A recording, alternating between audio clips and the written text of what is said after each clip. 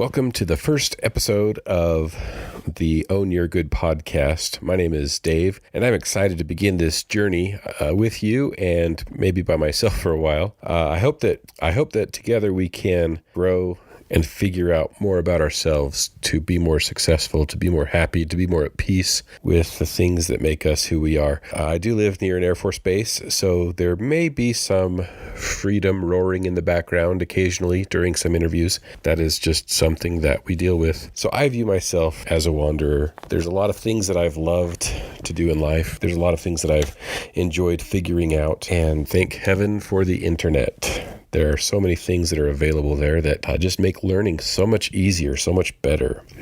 I view myself as a wanderer, maybe even a Renaissance soul, where I'm constantly thinking about something new or I'm changing. And I know not everybody's like that. Sometimes people are okay with just doing what they're doing and there's no judgment there. But I get bored, and I don't know if that's an ADD, ADHD thing, or if I'm just curious about a lot of different things. So I've spent a lot of time investigating different things on the internet with technology and with music. And over time, through my life, through my career, I've experienced a lot of different jobs, and I felt a little bit disappointed about that as I've gotten older and as I've developed. I feel like in the past it's sort of perceived as it's okay, or maybe it's expected, that you only have one career. You're only good at one thing. That's the thing that you stick to. You do that for your whole life. You retire and you can feel comfort in knowing that you did your thing. And I don't fit into that.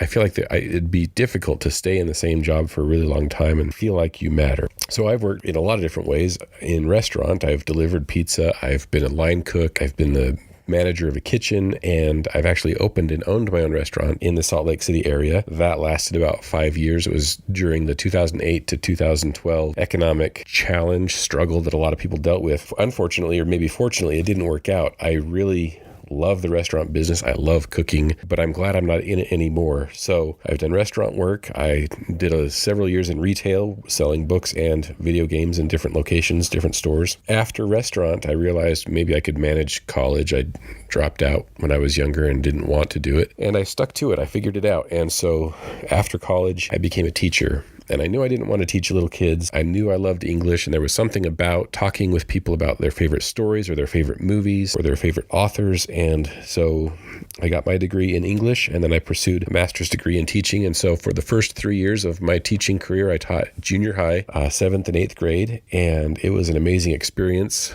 though I am glad I'm not teaching junior high now. Those kids are fun. They are so eager to challenge and figure things out and try to get you off task. So that was a difficult thing, but it was a lot of fun. When kids really get into a story, or you're telling them about what is going on in the world, and you're providing examples of what's happening in the news and how that relates to the book that we're reading, you could just see their eyes open wide and their minds sort of a little explode, like, this is real stuff. This isn't just boring school. This is the real deal. So after 3 years in the junior high, I moved to a different town and trying to take care of my family, get a little bit of a bigger house, more space for people to breathe. I moved to the high school, and so I've been teaching high school English for the last 2 years, and it's been amazing. Still some behaviors like junior high, but much different in accountability and ownership and the desire to move on to something new, not necessarily to college, maybe military or whatever other things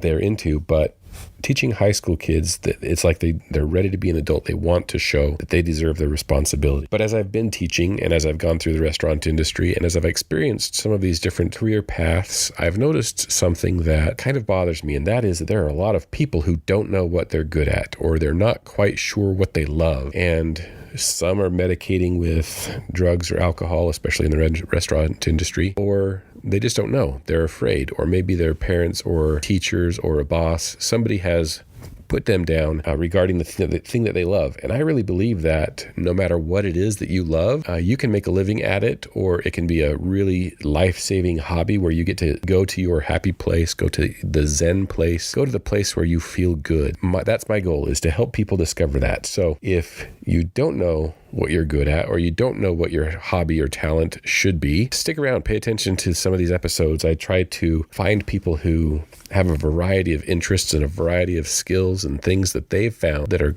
interesting to them. And there's a phrase, and I'm not sure, I'm trying to figure out what it is called exactly, but it's like being in the zone. It's like feeling chills or getting that buzz when you're talking about something and you could just talk about it for hours.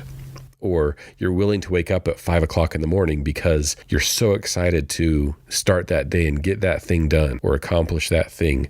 I know that I've seen that with some people in their gardens. They just love getting up and going out and working, especially when it's cool. So if you don't know what you love, if you don't know what lights you up, if you don't know how to get in the zone, hopefully we can address that and help you get there. There'll be a lot of different examples of people who have done different things, whether it's in entertainment or it's academic. There's a lot of different ways that people figure out what they're good at and own it. If you would like assistance in finding out what you're good at, if you've thought about maybe working with a coach of some kind, whether a life coach or an academic coach dealing with school issues, head over to my website, davidlstone.com. That's where you can request information, fill out a little form. I will reach out to you and we can talk about what it is that you want to accomplish, what it is that you're dealing with, what it is that you need to make yourself happy. There's a couple of people that talk about how life should be, and life definitely should not be living for the weekend or waiting for that next vacation and being miserable your whole life. Time at work is a big part of your life. And if you're not happy, if you're not feeling fulfilled, if you're not feeling that buzz, if you don't have that excitement, it can be a